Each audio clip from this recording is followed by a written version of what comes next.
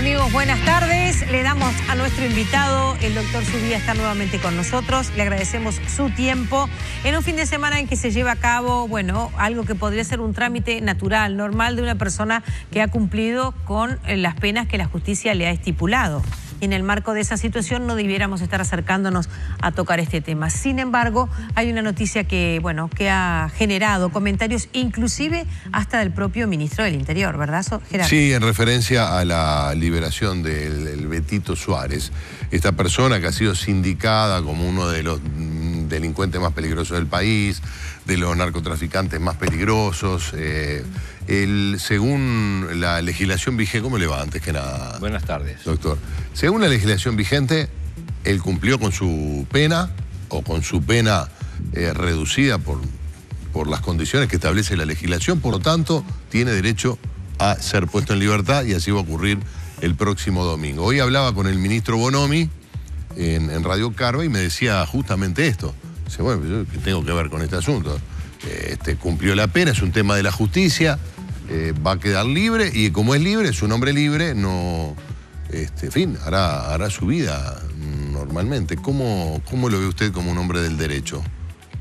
Del tema puntual de Luis Alberto Suárez, yo no voy a opinar porque han sido otros los magistrados que han intervenido, por lo tanto, no corresponde que opine sobre lo que desde ya adelanto debe de ser totalmente correcto, la liberación en cuanto a los cómputos materiales de la redención.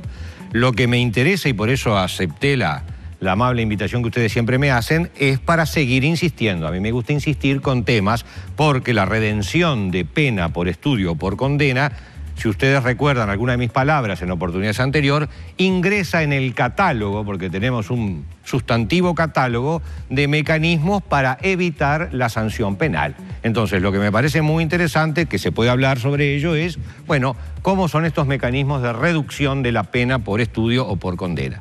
Y el tema central... Perdón, es el caso del Betito Suárez. Supongo yo, caso sobre el que no quiero entrar a hablar, más allá de la información que anda circulando, y algunos colegas me confirmaron, que se habla de que habría redimido una cifra cercana a los 1900 días de condena. Ese es un dato que me parece interesante porque debe de haber distintas cifras cuando vamos a analizar los temas. El tema estriba en la ley 17.897. Perdón, doctor, no lo quiero dejar avanzar sin que me explique algo que no entendí.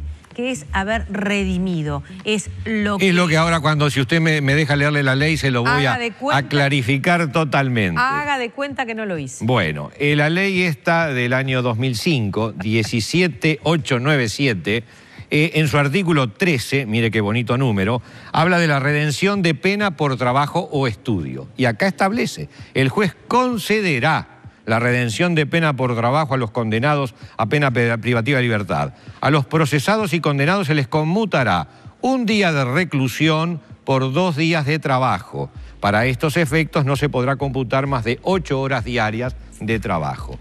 Y más adelante hace referencia también a la validación del mismo tema de sistema de reducción por estudio. Y dice, se computará como un día de estudio la dedicación a dicha actividad durante 6 horas semanales, así sea en días diferentes. Para esos efectos no se podrá computar más de 6 horas diarias de estudio. Y por estudio también se redime por 2 días de estudio, 1 día de reclusión. Y por 2 días de trabajo, 1 día de reclusión. Entonces sucede que en los establecimientos carcelarios, por imposición de esta ley, no por mandato de los jueces, es porque el Poder Legislativo sancionó oportunamente en el año 2005 esta ley, se le concede a las personas privadas de libertad ese beneficio. Y ahora podemos, y yo tengo mi opinión sobre las ventajas o desventajas de estos institutos.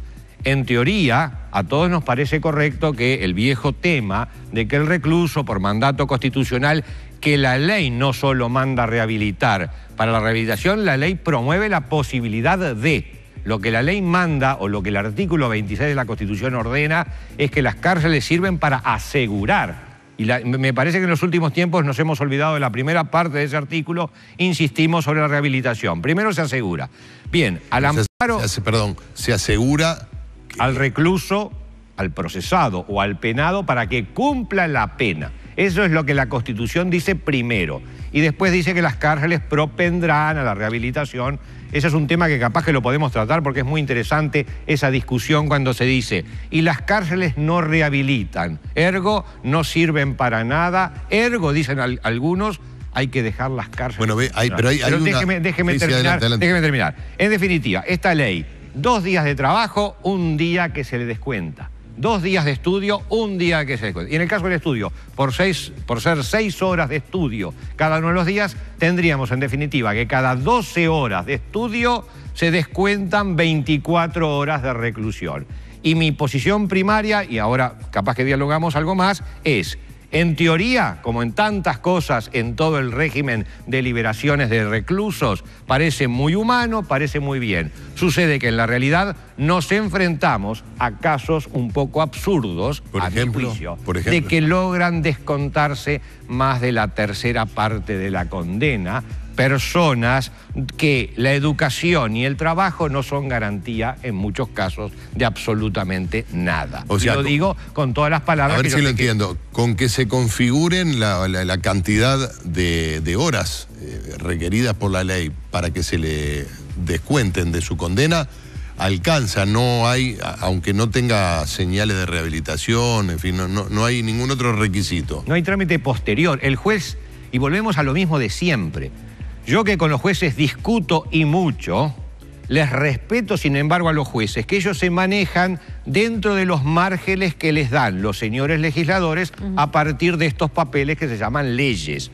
El juez asiste como testigo al fenómeno de computados tantos días de trabajo, computados tantos días de estudio, se hace la redención pertinente y el juez no puede modificar esa situación. Entonces, no es un problema de la justicia, eso puede ser además la justicia la que lo implementa al tema. El problema, si hablamos de problemas, es nuevamente un problema del sistema legal. Acuérdense ustedes, y permítanme en el momento nomás de hacer el pequeño chivo que siempre hago, y es poco, 5% de averiguación de casos, de esclarecimiento de casos, de los delitos totalmente, de los delitos realizados, hay procesamientos sin prisión del 48% y luego tenemos libertad provisional, anticipada, condicional, reducción de la pena por trabajo, por estudio, salidas transitorias, suspensión condicional de la condena, gracia de la Suprema, y seguimos y seguimos. Bueno, esto sucede que después que muere el hijo, María tapa el pozo, dice el refrán. Sucede que cuando estas cosas en algo nos golpean, porque nos parecen muy fuertes que se puedan redimir miles de días de una condena, ahí es que nos ponemos las pilas para ver el problema. Yo nunca metí los dedos en el enchufe, me fié lo que mis padres me decían y era que si los metía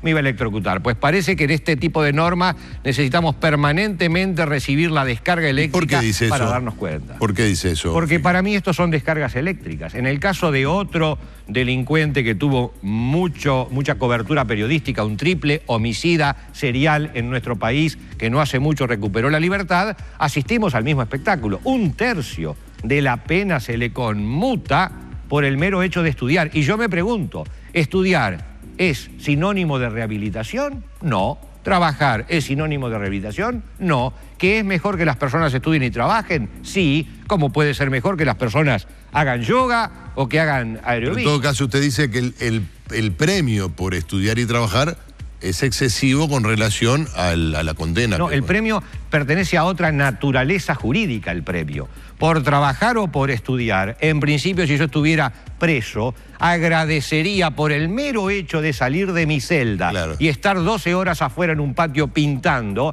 agradecería. Pues bien, nuestra legislación nuevamente hiperbenigna, hipercondescendiente con las personas que han cometido delito, le dan, además del día, entre comillas, de poder brillar al aire libre, o aunque haga frío, yo lo preferiría, encima vienen estas reducciones que a mi juicio son absolutamente... Pero notoriamente el legislador intentó estimular al recluso para que en lugar de estar unas largas jornadas en una celda, en un calabozo, pudieran tener un tipo de conducta y de actividad que lo pusieran por lo menos más cerca de la recuperación. Bueno, estamos de acuerdo, más cerca sí. Siempre les recuerdo a ustedes la película La Naranja Mecánica, Sí, claro. porque es una película que hace referencia a los procesos de rehabilitación.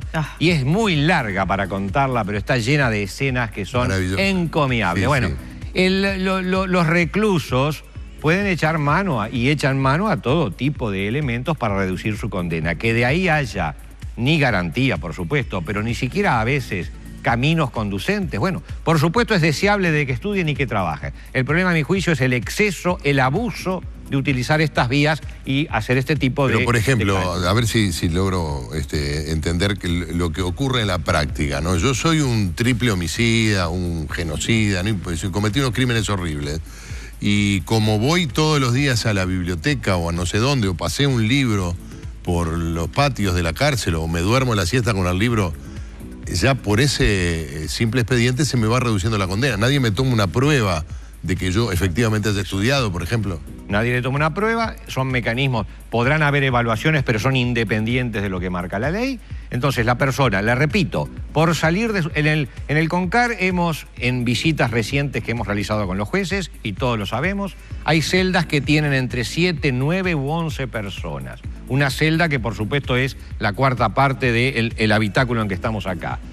Yo, por salir a trabajar, yo diría que es un premio salir a trabajar, la posibilidad de trabajar. ¿Puede además ser educativo? Puede, pero mezclar la educación que yo voy a recibir con la sanción que amerito tener, parecería que hace una discriminación que no tiene sentido. Repito, el instituto es bueno, pero en todo caso yo diría que habría que reformular por cuántos días de estudio se obtiene. Estamos hablando de que la tercera parte de una condena usted la redime por trabajo, comillas, o estudio, comillas.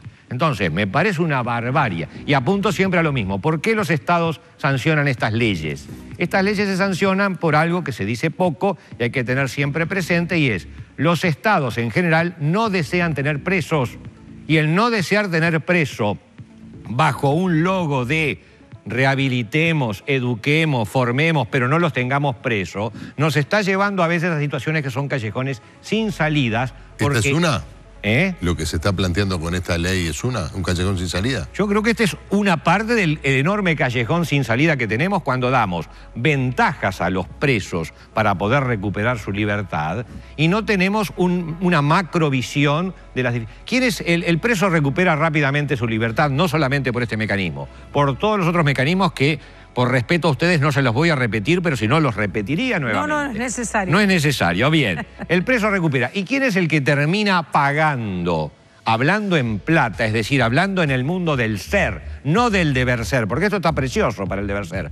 Lo paga el ciudadano común, que va a tener nuevamente el número de delincuentes habituales en la calle trabajando, porque en el penal se trabaja de una forma y se ve que a veces las personas, permítame la ironía, toman el hábito de trabajar y cuando salen del penal siguen trabajando. El problema es que no siguen trabajando en lo mismo que trabajaban antes. Entonces el ciudadano común paga ese precio por este tipo de medidas liberatorias que son, a mi juicio, extremas. Habría que regular de otra forma, de repente, de determinados días de trabajo, mayor número de días de trabajo, mayor número de días de estudio, sí tendrían que dar una facilidad. Pero estamos hablando de reducir la tercera parte. Yo me pregunto, la multa que me pone la Intendencia, si yo le demuestro a la Intendencia que yo estudio y trabajo para aleccionarme a mí mismo de que no debo de cruzar el semáforo en rojo, ¿tengo algún mecanismo para evitar? Está bien, pero la tercera parte, si estuviéramos hablando de un mes, sería significativo. Ahora, si estamos hablando de 15 años...